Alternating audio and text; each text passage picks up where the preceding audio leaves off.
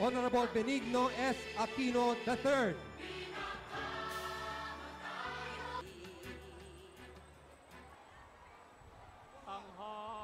Anghal! Pinuno, anghal. Ha!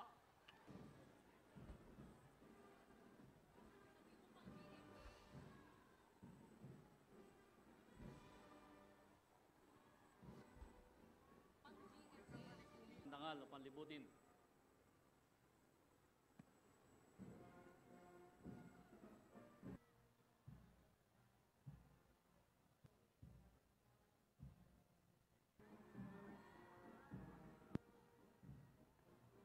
Anghal!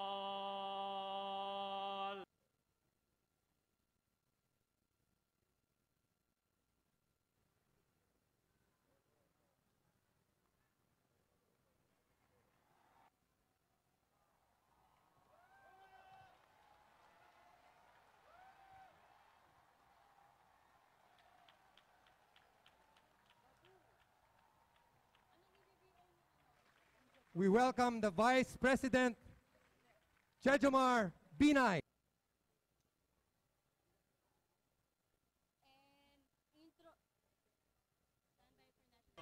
Bayanganan, alab ng puso, sa ditang magiting sa to choose our leaders, President in history. We pray that you bless them very ng inyong mga biyaya at basbas. Ang ito sila ng aming pagkakaroon ng Humane society and establish a government that shall embody our ideals and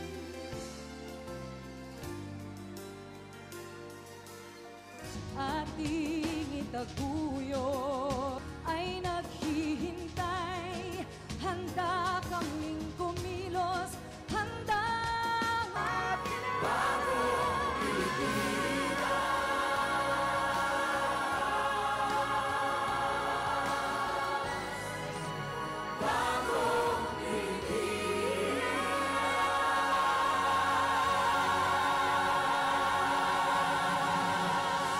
Simeon Cojuangco Aquino III as the duly elected President of the Republic. And Jejomar Cabawatan Binay as the duly elected Vice President of the Republic of the Philippines. Please raise your right hand and follow after me.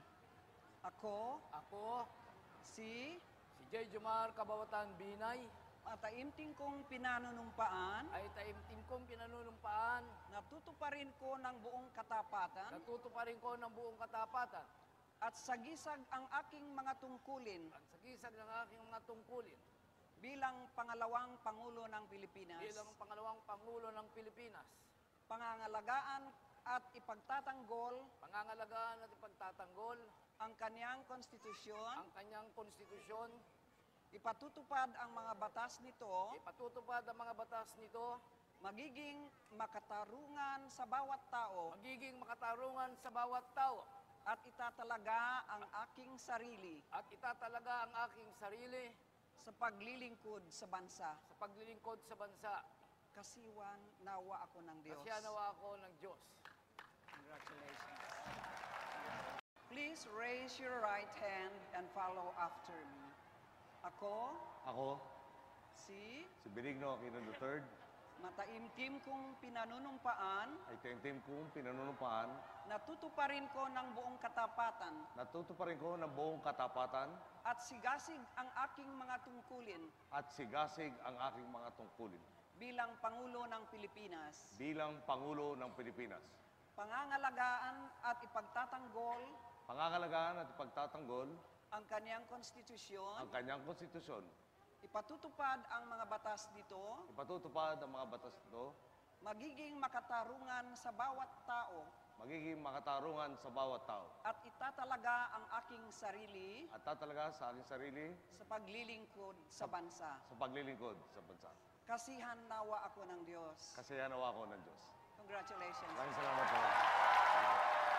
Father, thank you.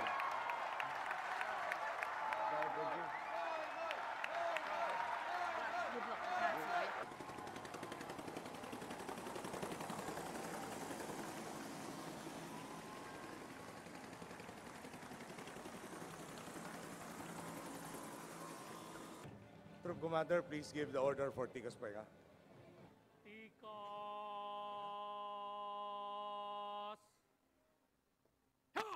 His Excellency Jose Ramos Horta, members of the Diplomatic Corps, Vice President Jejomar C. Binay, former President Fidel Valdez Ramos, former President Joseph Ejercito Estrada, Senate President Juan Ponce Enrile and other members of the Senate, Speaker Prospero Nograles and other members of the House of Representatives, members of the Supreme Court, special envoys and members of the Diplomatic Corps, local government officials, distinguished guests, mga minamahal kong kababayan.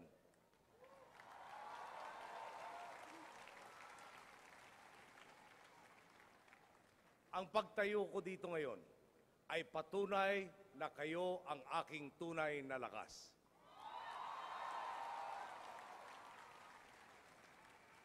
Hindi ko inakala na darating tayo sa puntong ito na ako'y manunumpa sa harap ninyo bilang inyong Pangulo. Hindi ko pinangarap maging tagapagtaguyod ng pag-asa at tagapagmana ng mga suliranin ng ating bayan. Ang layunin ko sa buhay ay simple lang. Maging tapat sa aking mga magulang at sa bayan bilang isang marangal na anak, mabait na kuya at mabuting mamamayan.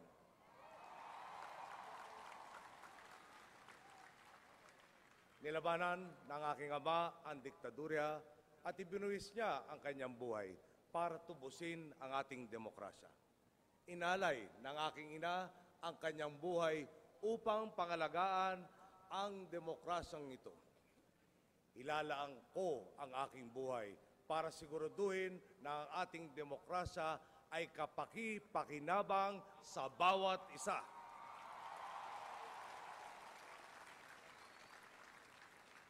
Namuhunan na po kami ng dugo at handang gawin ito muli kung kakailanganin. Tanyag man ang aking mga magulang at ang kanilang mga nagawa, alam ko rin ang problema ng ordinaryong mamamayan. Alam nating lahat ang pakiramdam na magkaroon ng pamahalaang bulag at bingi. Alam natin ang pakiramdam na mapagkaitan ng hustisya, na mabaliwala ng mga taong pinagkatiwalaan at inatasan nating maging ating tagapagtanggol. Kayo ba ay minsang ring nalimutan ng pamahalang inyong inuluklok sa pwesto?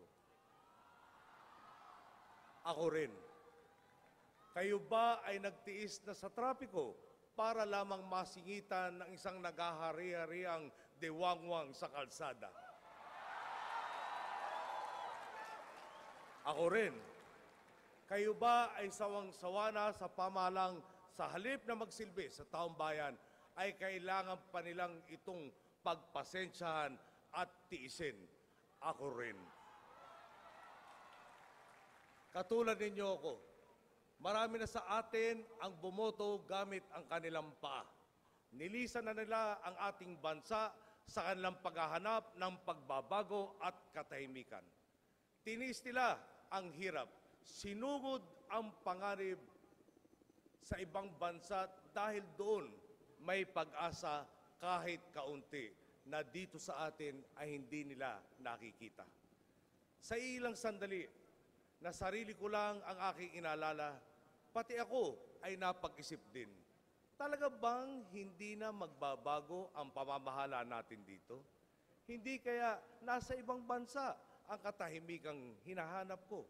Saan ba nakasulat na kailangan puro pagtitiis ang tadhana ng Pilipinas?